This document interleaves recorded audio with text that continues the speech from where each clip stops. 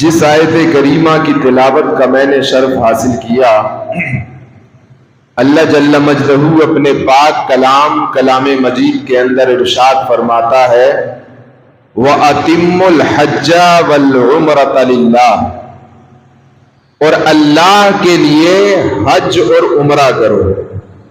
Do perform the Hajj and Umrah for Allah Almighty. حج اور عمرہ اللہ کے لیے کرو. جس طرح آپ قربانی کرتے ہیں تو قربانی کا گوشت تو اللہ کو نہیں پہنچتا، اس کا خون تو نالیوں میں بہہ جاتا ہے، گلیوں میں بہہ جاتا ہے، گوشت آپ کھا لیتے ہیں، تو پھر اللہ کو پہنچتا کیا ہے؟ اللہ کو تمہارا تقوی پہنچتا ہے، اللہ کو تمہاری نیت پہنچتی ہے، اللہ کو تمہارا خلوص پہنچتا ہے، اللہ کو تمہاری محبت پہنچتی ہے، اللہ کو تمہاری فرزانگی پہنچتی ہے، اللہ کو تمہاری دیوانگی پہنچتی ہے. تو حضرات محترم، حج کے اندر بھی ایسا ہی ہوتا ہے.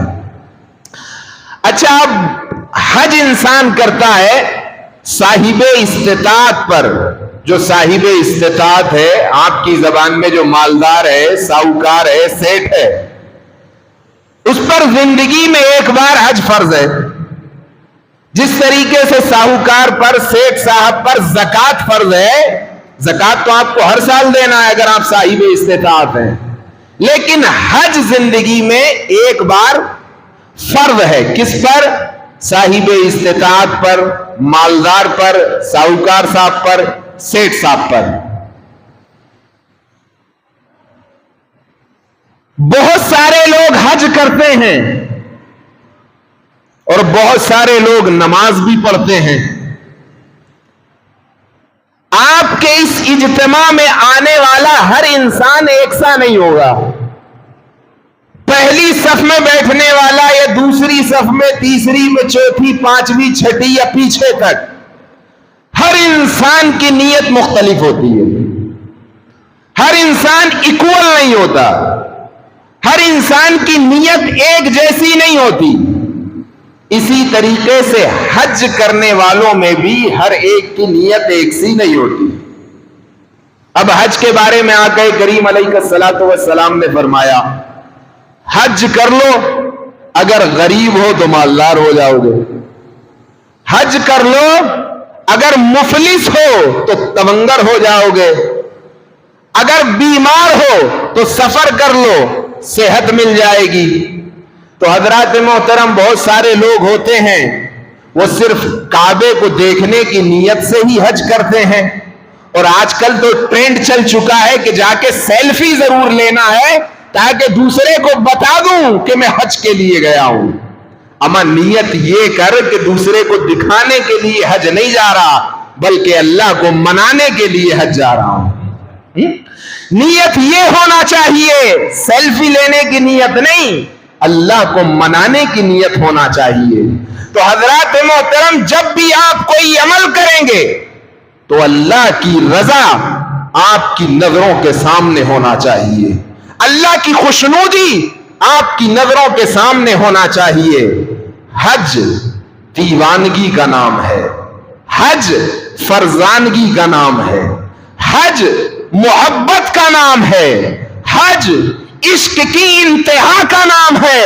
حضرات محترم، جب حاجی دو کپڑے پہنتا ہے بنا سلے ہوئے تو وہ دیوانگی میں کہتا جاتا ہے لبیک اللہم لبیک، لبیک اللہم لبیک. حضرات محترم، پیسے والا ہے، ساہوکار ہے، سیٹ ہے، کچھ بھی ہے، لیکن آج دو بنا سلے ہوئے کپڑوں میں آ گیا ہے، رب کی بارگاہ میں آ کر کے کہتا ہے مولا میں حاضر ہوں. تو حضرات محترم، یہ دیوانگی نہیں تو کیا ہے، یہ عشق نہیں تو کیا ہے، یہ محبت نہیں تو کیا ہے. اور حج سراسر دیوانگی کا نام ہے، حج سراسر عشق کا نام ہے، حج سراسر محبت کا نام ہے۔ حضرات محترم، جب ہم حج کے مقامات پر نظر ڈالتے ہیں تو ہمیں پتہ چلتا ہے کہ حج کے اندر جتنے مقامات ہیں وہ کسی نہ کسی کے نام سے منسوب کر دیے گئے ہیں۔ آج بھی اللہ تبارک و تعالی نے قیامت تک انہیں نشانی بنا دیا ہے امت کے لیے۔ حضرات محترم، جب دیوانگی کی بات چل رہی ہے تو دیوانگی کے بارے میں ذرا یہ بھی سن لیجئے کہ دیوانگی کیا ہوتی ہے۔ جب بندہ رب کے لیے دیوانہ ہوتا ہے تو خدائے وحدہ لا شریک اس بندے کی دیوانگی کے لیے کیا کیا کرتا ہے، ذرا سن لیجئے، اس کے بعد بات کو آگے بڑھاؤں گا۔ ایک اللہ والا بغداد کی گلیوں میں سفر کر رہا تھا، تیز برسات تھی، پوری سڑک پانی سے لبالب بھر گئی۔ حضرات محترم، اس اللہ والے کے پیر میں لکڑی کے کھڑاؤ تھے، پیر لکڑی کے کھڑاؤ سے حضرات محترم سڑک پانی سے لبالب بھر چکی ہے۔ ایک جوڑا مرد اور عورت کا اس راستے سے گزرا جس راستے سے یہ اللہ والا گزر رہا تھا۔ یہ اللہ والا جب چلتا تو اس کا پیر جب پڑتا تو کیچڑ اوپر اچھلتی۔ اس جوڑا جب اس اللہ والے کے قریب سے گزرا تو عورت کے کپڑوں پر اس اللہ والے کے پیر اٹھانے کے سبب سے کیچڑ کے چھینٹے اس عورت کے دامن پر پڑ گئے۔ جب اس کے شوہر نے، اس کے آدمی نے جب دیکھا کہ اس بوڑھے شخص کے پیر اٹھانے کی وجہ سے میری گھر والی کے کپڑے خراب ہو گئے ہیں، اس نے آؤ دیکھا نہ تاؤ ہاتھ اٹھایا اور بڑی زوردار طریقے سے اس اللہ والے کے منہ پر تھپڑ رسید کر دیا۔ اس سے پہلے یہ اللہ والا ایک دکان سے دودھ اور جلیبی کھا کر کے آ رہا تھا اللہ کے نام پر۔ اب جب اسے تھپڑ ملا تو اس نے اللہ کی بارگاہ میں مسکراتے ہوئے کہا، مولا تیرے راز بھی بڑے نرالے ہیں، تیرے انداز بھی بڑے نرالے ہیں، کہیں پر دودھ اور جلیبی کھلاتا ہے، کہیں پر تھپڑ کھلاتا ہے۔ اتنا کہہ کر کے آگے بڑھا، لیکن حضرات محترم بات تو دو یاروں کی تھی۔ جب اس نے تھپڑ مارا تو اللہ کے ولی کو مارا، لیکن اس کو کیا معلوم تھا کہ اس سے محبت کرنے والا کون ہے۔ اب یہ میاں بیوی کچھ دیر کے بعد گھر پہنچے۔ گھر پہنچنے کے بعد اس کی بیوی کچھ کام کی وجہ سے غرض سے گھر کی چھت پر چڑھی کپڑے ڈالنے کے لیے۔ حضرات محترم دیوار کے قریب جب پہنچی پیر پھسلا، زمین پر آ کر کے گر گئی، روح قفس انصری سے پرواز کر گئی۔ اب اس کے شوہر نے شور مچا دیا کہ میں نے جس بوڑھے شخص کو تھپڑ مارا ہے شاید وہ فقیر ہے، اس نے بد دعا کر دی ہے، اس کی بد دعا کی وجہ سے میری بیوی گر کر کے ہلاک ہو گئی ہے، پکڑ کے لاؤ اسے۔ جب اس اللہ والے کو پکڑ کے لایا گیا، مجمع میں پوچھا گیا کیا تو نے بد دعا کی ہے اس کی بیوی کے لیے؟ وہ اللہ والا کہتا ہے، وہ دیوانہ کہتا ہے، وہ فرزانگی میں زندگی گزارنے والا کہتا ہے، اما تمہیں نہیں معلوم یہ دو محبوبوں کا معاملہ ہے، یہ دو عشق کرنے والوں کا معاملہ ہے، میں نے بد دعا نہیں کی ہے، یہ دو محبت کرنے والوں کا معاملہ ہے۔ کہا وہ کیسے؟ کہا جب میں سڑک پر جا رہا تھا میرے پیر سے کیچڑ اچھلی، اس کے محبوب پر گری، اسے پسند نہیں آیا، اس نے مجھے تھپڑ مار دیا، جب اس نے مجھے تھپڑ مارا تو میرے محبوب کو پسند نہیں آیا، اس کے ساتھ حادثہ ہو گیا۔ تو فرزانگی یہ ہوتی ہے، دیوانگی یہ ہوتی ہے، دیوانہ وار حضرات محترم، اور فرزانگی میں اور عشق میں جو انسان زندگی گزارتا ہے اس کی بات ہی نرالی ہوتی ہے۔ تو عرض کر رہا تھا حج سراسر دیوانگی کا نام ہے، حج سراسر محبت کا نام ہے، حج سراسر فرزانگی کا نام ہے۔ حاجی جب احرام پہن کر کے خانہ کعبہ میں پہنچتا ہے اور لبیک اللہم لبیک کی صدائیں بلند کرتا ہے تو اب یہاں کون ہے حضرات محترم جو آپ کو پکار رہا ہے؟ ذرا آپ مجھے بتائیں، آپ میں سے بہت سارے لوگ عمرہ کو گئے ہوں گے، بہت سارے حاجی بھی ہوں گے، جب آپ حرم کے اندر پہنچتے ہیں، اس کی حدود میں داخل ہوتے ہیں، تو آپ کی زبان پر صرف ایک ہی نعرہ ہے، کیا؟ لبیک اللہم لبیک لا شریک لک لبیک ان الحمد والنعمت لک والملک لا شریک لک۔ آپ کی زبان بار بار یہ تلبیہ پڑھ رہی ہے۔ اب میں آپ سے پوچھنا چاہتا ہوں، کوئی ہے آپ کو پکارنے والا جو آپ کی زبان سے لبیک اللہم لبیک نکل رہا ہے؟ کلاس کے اندر جب آپ جاتے ہیں تو ٹیچر آپ کی حاضری لیتا ہے، آپ کا نام پکار کر کے کہتا ہے کہ فلاں حاضر ہے، وہ کہتا ہے یس سر میں حاضر ہوں۔ فلاں حاضر ہے، استاذ کے سامنے اسٹوڈنٹ کہتا ہے سر میں حاضر ہوں۔ یہاں کون ہے جو تمہیں پکار رہا ہے؟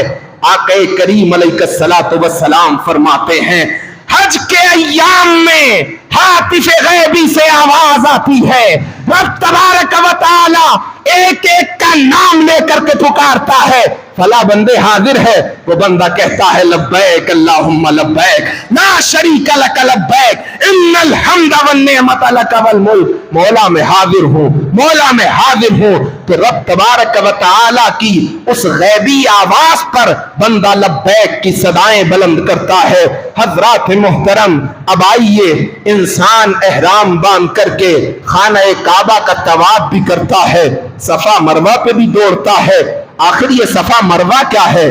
حضرات محترم، یہ دو پہاڑی ہیں، سنا ہوگا آپ نے، بہت مرتبہ آپ سنتے ہیں، دو پہاڑیاں ہیں صفا مروہ، جن کا ذکر قرآن میں آیا، ان الصفا والمروہ من شعائر اللہ، بے شک صفا اور مروہ اللہ کی نشانیوں میں سے ایک نشانی ہے۔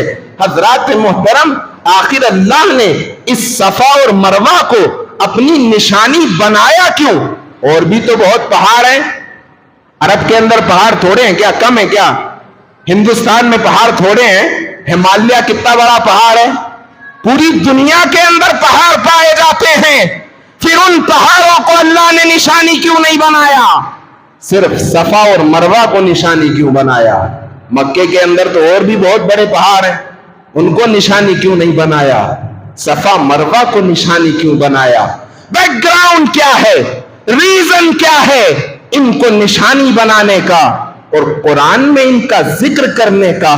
تو حضرات محترم، آپ سب جانتے ہیں، جب حضرت سیدنا ابراہیم خلیل اللہ علی نبینا علیہ الصلاۃ والتسلیم اپنی گھر والی حضرت ہاجرہ اور اپنے 6 ماہ کے بیٹے حضرت سیدنا اسماعیل ذبیح اللہ کو مکے کے بے آب ہو گیا جنگل میں چھوڑ کر کے چلے گئے تھے، تو اب حضرت سیدنا ہاجرہ پیاس کی شدت سے جاں بلب تھی، حضرت اسماعیل پیاس کی شدت سے تڑپ رہے تھے، پانی کی تلاش میں اللہ کی بندی نبی کی بیوی حضرت ہاجرہ صفا و مروہ پہ دوڑتی تھی، کبھی صفا سے دوڑتی تھی مروہ کی طرف پانی کی تلاش میں، کبھی مروہ سے دوڑتی تھی صفا کی طرف، کبھی صفا سے مروہ، کبھی مروہ سے صفا، یہ 7 چکر۔ حضرات محترم، اب صفا و مروہ پہ دوڑنا یہ کس کی ادا ہے؟ حضرت سیدنا ہاجرہ رضی اللہ تعالی عنہا کی ادا ہے۔ اب یہ قیامت تک آنے والے حاجیوں کے لیے صفا و مروہ پر دوڑنا واجب قرار دے دیا گیا کہ جب تک تم صفا و مروہ پہ دوڑو گے نہیں تب تک تمہارا حج مکمل نہیں ہوگا۔ حضرات محترم، یہ اللہ کی نیک بندی تھی، نبیہ نہیں تھی، اللہ کی کیا تھی؟ نیک بندی تھی، نبی کی بیوی تھی، نبی کی ماں تھی۔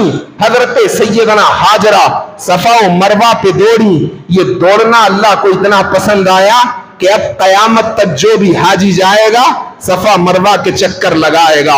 حضرات محترم، یہ صفا مروہ یہ یاد دلاتا ہے اس واقعے کی کہ جب حضرت سیدنا ہاجرہ رضی اللہ تعالی عنہا حضرت سیدنا اسماعیل ذبیح اللہ کے لیے پانی کی تلاش میں صفا و مروہ کے چکر لگا رہی تھی، آج بھی اللہ نے اس نشانی کو برقرار رکھا ہے اور قیامت تک وہ نشانی برقرار رہے گی۔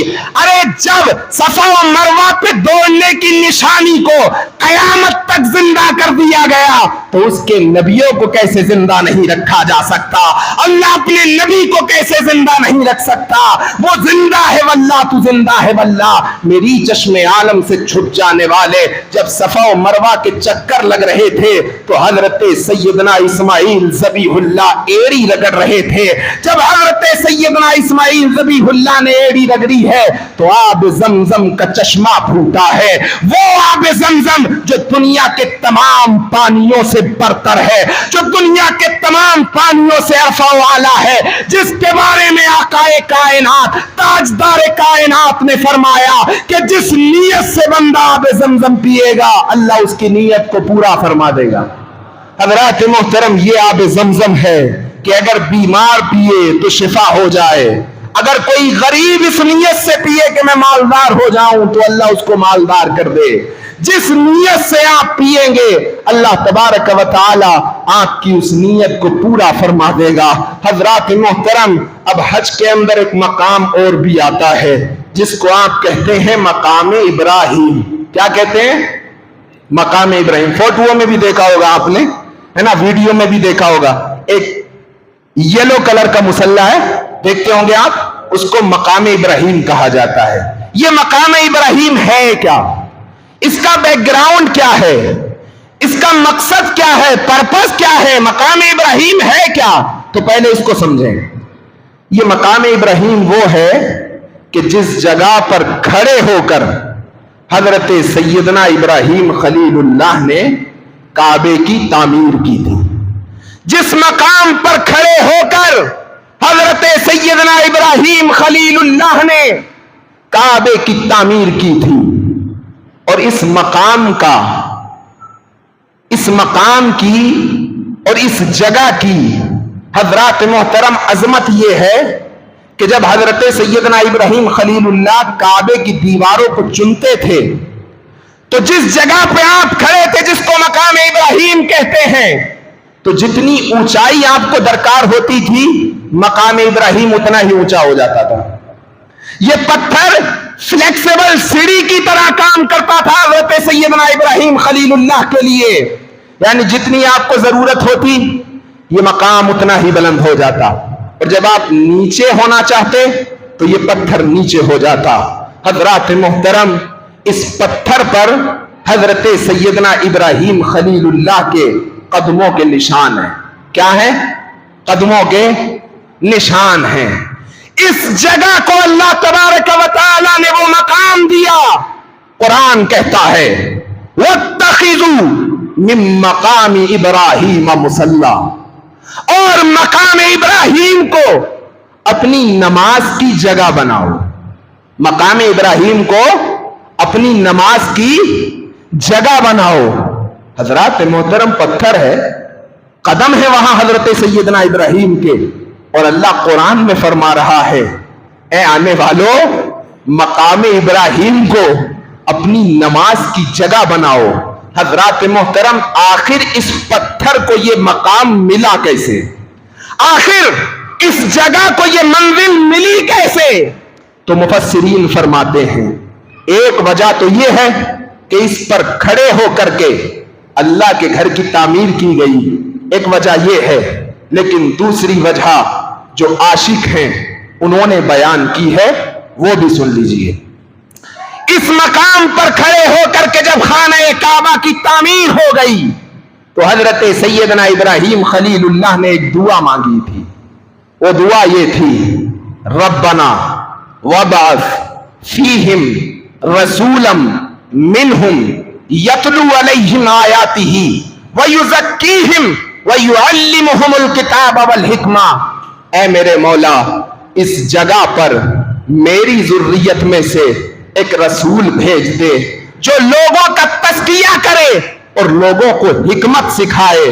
اب یہ دعا حضرت سیدنا ابراہیم کی قبول ہوئی، اور مکے کی سرزمین پر حضرت سیدنا ابراہیم خلیل اللہ کی نسل سے اللہ تبارک و تعالی نے آقا کریم علیہ الصلوۃ والسلام کو مکے کی سرزمین پر مبعوث فرمایا، اور آقا فرماتے تھے میں وہ ہوں کہ جس کا تذکرہ حضرت سیدنا ابراہیم نے کیا ہے، جس کا تذکرہ حضرت سیدنا عیسیٰ نے کیا ہے، جس کا تذکرہ حضرت سیدنا ابراہیم نے کیا ہے۔ اب مفسرین فرماتے ہیں اس دعا کی برکت کی وجہ سے مقام ابراہیم کو یہ مقام ملا کہ وہاں کھڑے ہو کر کے نبی اکرم صلی اللہ تعالی علیہ وسلم کے آنے کی دعا کی گئی تھی۔ اس دعا کے سبب سے اللہ تبارک و تعالی نے مقام ابراہیم کو یہ مقام عطا کیا ہے۔ تو حضرات محترم، اب یہ مقام ابراہیم ہے جہاں کھڑے ہو کر کے آپ 2 رکعت نماز ادا کرتے ہیں۔ حضرات محترم، اس کے بعد آپ طواف بھی کرتے ہیں۔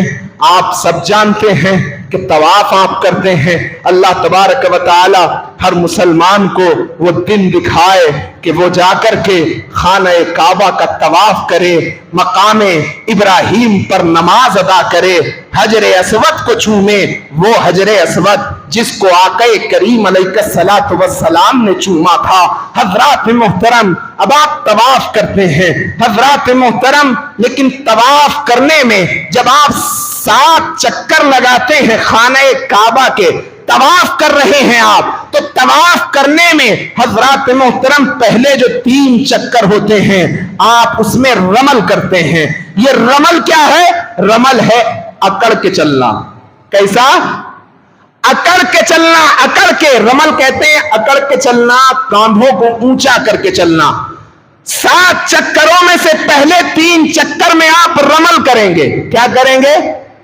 رمل کریں گے۔ رمل کا مطلب ہوتا ہے اکڑ کے چلنا، کاندھے اٹھا کے چلنا۔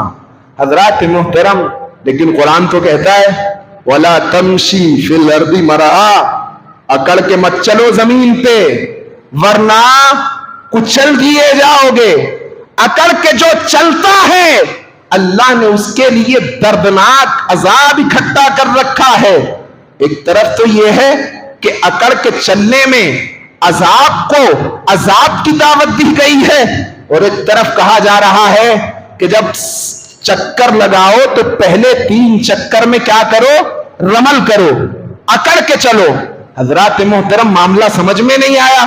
ایک طرف تو قرآن کہتا ہے وَلَا تَمْشِي فِي الْأَرْضِ مَرَحًا، زمین پہ اکڑ کے مت چلو، نہ تم زمین کو پھاڑ سکتے ہو نہ پہاڑوں کو سر کر سکتے ہو۔ جو زمین پہ اکڑ کے چلتا ہے اللہ نے اس کے لیے دردناک عذاب اکٹھا کر رکھا ہے۔ اور جب آپ طواف کر رہے ہیں تو پہلے 3 چکر میں اکڑ کے چل رہے ہیں، آخر یہ آپ اکڑ کے چلتے کیوں ہیں؟ آخر آپ یہ اکڑ کے چلنے کی یہ ادا آپ کو دی کس نے ہے؟ تو حضرات محترم، آئیے اس کے بیک گراؤنڈ میں چلتے ہیں، اس کے پیچھے چلتے ہیں کہ آخر اکڑ کے آپ کو چلنا کیوں ہے۔ میں نے شروعات ہی میں کہا تھا کہ حج کے جتنے مقامات ہیں وہ سب محبت کی داستان ہیں، وہ سب عشق کی داستان ہیں، وہ سب محبت کی داستان ہے۔ مقام ابراہیم بھی محبت کی داستان ہے، صفا مروہ پہ دوڑنا بھی محبت کی داستان ہے، مینا میں جانا بھی محبت کی داستان ہے، عرفات میں ٹھہرنا بھی محبت کی داستان ہے، مزدلفہ میں وقوف کرنا بھی محبت کی داستان ہے، قربانی کرنا بھی محبت کی داستان ہے، طواف کرنا بھی محبت کی داستان ہے۔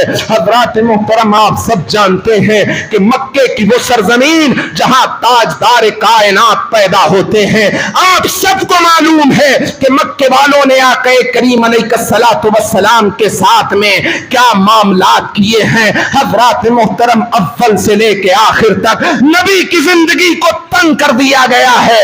گناہ کیا ہے؟ ایک اللہ کی عبادت کا پیغام دے رہا ہے پیغمبر۔ گناہ کیا ہے؟ ایک خدا کی بارگاہ میں لے کے آ رہا ہے پیغمبر۔ صرف اتنی سی بات پر پورا مکہ مخالف ہو گیا ہے۔ حضرات محترم، اب مخالفت اتنی بڑی ہے کہ سوشل ہماری کاٹ کر دیا گیا ہے. 3 سال تک نبی کے گھر والوں سے نہ کوئی بات چیت کر سکتا ہے, نہ کوئی ریلیشن رکھ سکتا ہے, نہ کوئی خرید و فروخت کر سکتا ہے. 3 سال کا عرصہ میرے نبی نے حضرات محترم درختوں کے پتوں کو ابال ابال کر کے اس کا پانی پی کر کے گزارا ہے. ذرا تصور کریں آپ حضرات محترم. پھر ایک مقام بھی آتا ہے کہ نبی کو ہجرت کا اذن ملتا ہے. میرا نبی مکے سے مدینے کی طرف ہجرت کرتا ہے, اور جب اللہ تبارک و تعالی کا پیغام آتا ہے اے نبی اب وقت آ گیا ہے اپنے جانثاروں کو لے کر کے تم مکے کی طرف ہجرت کرو. وہ صحابہ جن کے گھر مکے میں تھے, ظلم و تشدد کے پہاڑ توڑ توڑ کر کے ان کو گھر چھوڑنے پہ مجبور کیا گیا, ان کے کھیت اور کھلیان ہڑپ کر لیے گئے. حضرات محترم ظلم کی وہ کون سی داستان تھی جو نبی اور نبی کے ماننے والوں پر نہ توڑی گئی ہو, لیکن آج اذن ملا ہے اے میرے نبی ذرا اپنے جانفاروں کو اکٹھا کر کے ذرا مکے کی طرف خراما خراما چلیے. جنگ بدر کیوں بپا ہوئی ہے, جنگ احد کیوں بپا ہوئی ہے؟ حضرات محترم ذرا ان پر غور کریں تو آپ کو معلوم چلے گا. اب 10,000 کا لشکر جرار لے کر میرا نبی صحابہ کے جھرمٹ میں مدینے سے نکلتا ہے مکے کی طرف. حضرات محترم اب جب مکے والوں کو معلوم چلا کہ نبی 10,000 کا لشکر جرار لے کے آ رہے ہیں تو حضرات محترم اب کس میں سکت تھی کہ نبی کا مقابلہ کرتا. نبی اکرم نور مجسم حرم کی سرزمین میں داخل ہوتے ہیں. آج بڑے بڑے ظالم و جابر نبی کے سامنے کھڑے ہیں, ظلم و تشدد کے پہاڑ توڑنے والے نبی کے سامنے کھڑے ہیں. آج اگر میرا نبی چاہتا تو اپنی تلوار سے سب کے سر کو تن سے جدا کر دیتا, لیکن حضرات محترم وہ نبی جو رحمت بن کے آئے تھے لوگوں کے لیے زحمت کیسے بن سکتے تھے؟ آج نبی نے سب کو معاف کر دیا ہے. آج ان صحابہ کی خوشی کا عالم کیا ہوگا جن کو اپنے گھر بار واپس ملے ہوں گے, کھیت کھلیان واپس ملے ہوں گے. اگر آپ کو ہبلی سے نکال دیا جائے 4-5 سال کے لیے اور 5 سال کے بعد جب آپ ہبلی میں واپس آئے تو آپ کی خوشی کا کون اندازہ کر سکتا ہے؟ ان صحابہ کی خوشیوں کا بھی اندازہ کون کر سکتا تھا جن کے گھر بار لوٹ لیے گئے تھے, کھیت کھلیان لوٹ لیے گئے تھے. آج خوشی کا عالم ہے, نعرے پر نعرے لگ رہے ہیں. حضرات محترم انہی میں سے ایک صحابی جب خانہ کعبہ کا طواف کرتے ہیں تو سینہ تان کر کے اپنے دشمنوں کے سامنے اکڑ کر کے چلتے ہیں.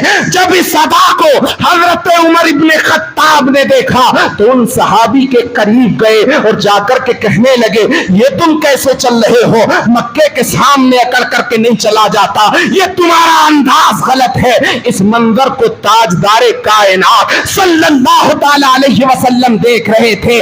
فرمایا عمر اسے روکو مت, اس کی ادا کو آج اللہ بھی پسند کر رہا ہے, آج اس کی ادا کو اللہ پسند کر رہا ہے. تو حضرات محترم وہ جو صحابہ 3 چکر میں اکڑ کے چلے تھے یہ کسی اور کی پسند نہیں ہے, یہ خود رب العالمین کی پسند ہے, تاجدار کائنات کی پسند ہے کہ نبی نے فرمایا کہ 7 چکروں میں سے پہلے 3 چکر اکڑ کے چلو اور جب وہاں سے نکل جاؤ تو پھر جب اللہ کی زمین پہ آ جاؤ.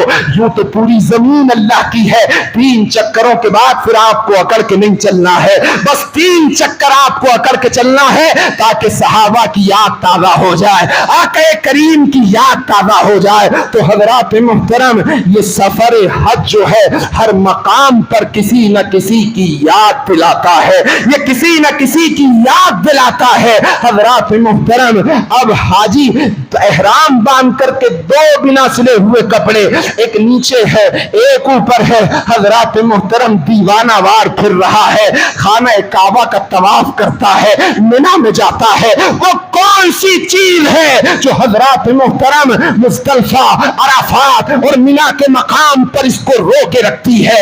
اللہ اکبر کبیرہ، وہ کچھ اور نہیں، وہ رب کا عشق ہے، وہ رب کی محبت ہے، وہ رب کے بارگاہ میں دیوانہ وار اپنے خود کو، اپنی ذات کو، اپنے آپ کو پیش کر دینا ہے اور یہ کہنا ہے مولا میں تیری بارگاہ میں حاضر ہوں، میں تیری بارگاہ میں حاضر ہوں، لبیک اللہم لبیک لا شریک لک لبیک ان الحمد والنعمت لک والملک لا شریک لک۔ حضرات محترم، تو اللہ تبارک و تعالی نے جن لوگوں کو حج کی سعادت سے سرفراز فرمایا ہے وہ حج بیت اللہ کا جا کر کے طواف کریں، اپنے لیے دعا کریں، پوری امت مسلمہ کے لیے دعا کریں۔ حاجی کے بارے میں آتا ہے کہ جب حاجی احرام باندھ لیتا ہے اور اللہ کی بارگاہ کا مسافر ہو جاتا ہے، صرف نیت یہ ہونی چاہیے کہ اللہ کی رضا کے لیے جا رہا ہوں، نیت یہ نہ ہو کہ خانہ کعبہ کا طواف کر کے آؤں تو لوگ مجھے حاجی کہیں، حاجی صاحب کہیں۔ تو حضرات محترم اگر نیت یہ ہوگی تو اس نیت کا بدلہ تمہیں دنیا میں تو دے دیا جائے گا مگر آخرت میں تمہارے لیے کچھ نہیں ہوگا۔ دنیا والے تجھے حاجی تو کہیں گے لیکن آخرت میں تیرے لیے کوئی مقام نہیں ہوگا۔ تو نیت یہ کرنا کہ مجھے کوئی حاجی کہے نہ کہے، بس میرا حج اللہ اپنی بارگاہ میں قبول کر لے۔ آتا ہے روایات کے اندر جب حاجی احرام باندھتا ہے اور دعا کرتا ہے تو اللہ اس کی دعا کو اپنی بارگاہ میں قبول فرماتا ہے۔ حاجی کے بارے میں ہی آتا ہے کہ ایک حاجی اپنے گھر والوں کے علاوہ 400 لوگوں کی شفاعت کرے گا۔ کتنے؟ 400 لوگوں کی شفاعت کرے گا اپنے گھر کے علاوہ۔ اپنا گھر تو اس کے علاوہ ہے، اس کے علاوہ 400 لوگوں کی شفاعت کرے گا حاجی، بشرطے کہ حج اللہ کے لیے ہونا چاہیے، نہ سیلفی کے لیے ہو نہ دنیا والوں کو دکھانے کے لیے ہو۔ اما دیوانگی میں پتہ نہیں لوگوں کو سیلفی کیسے یاد آتی ہے، مطلب یہ سمجھ میں نہیں آتا۔ آپ نماز پڑھنے کے لیے کھڑے ہیں، عبادت کر رہے ہیں، نہیں اللہ کی، برا مت مانیے، آپ نماز پڑھنے کے لیے کھڑے ہیں، اوکے کنفرم ہے؟ کیا کر رہے ہیں آپ؟ زور سے بولیے۔ عبادت کر رہے ہیں، نہیں اللہ کی، کیا کر رہے ہیں؟ کسی کو دیکھا ہے ابھی تک؟ میں نے تو 4 سال میں نہیں دیکھا کہ پہلی صف میں کھڑا ہو نیت باندھ کر کے اور ہاتھ موبائل میں سیلفی لے رہا ہو۔ کرتا ہے کوئی ایسا؟ کرتا ہے کیا؟ کیوں نہیں کرتا؟ عبادت میں کھڑا ہے نا، اس کو یہ دھیان ہے کہ میں اللہ کی عبادت کر رہا ہوں۔ طواف کرنا کیا ہے؟ زور سے بولیے، زور سے، عبادت ہے کہ نہیں؟ زور سے بولیں۔ تو پھر طواف کرتے ہوئے سیلفی کیوں لیتے ہیں آپ؟ یا تو پھر طواف کو عبادت نہیں سمجھتے آپ، اور یا تو پھر یہ سمجھتے ہیں کہ مجھے دنیا والے کو دکھانا ہے۔ تو پھر یاد رکھیں اگر دنیا والوں کو دکھانے کے لیے گئے ہیں تو وہ دنیا کا اجر دنیا میں ہی مل جائے گا، پھر آخرت کے لیے آپ کے لیے کچھ اٹھا کے نہیں رکھا جائے گا۔ تو یاد رکھیں جن کو حج کی سعادت نصیب ہوئی ہے اللہ تبارک و تعالی کی رضا کے لیے، اس کی خوشنودی کے لیے حج کریں۔ اللہ تبارک و تعالی تمام عازمین حج کے سفر کو اپنی بارگاہ میں قبول فرمائے، اور جو نہ جا سکے، جن کے پاس استطاعت نہیں ہے، اللہ تبارک و تعالی ان کو صاحب استطاعت بنا دے، اور ہر مومن کی آنکھیں اللہ کے پیارے گھر اور اس کے رسول کے گھر کی زیارت کریں۔ استغفر اللہ ربی من کل ذنب خطیۃ واذنبتہ واتوب الیہ، اشہد ان لا الہ الا اللہ واشہد ان محمدا عبدہ ورسولہ۔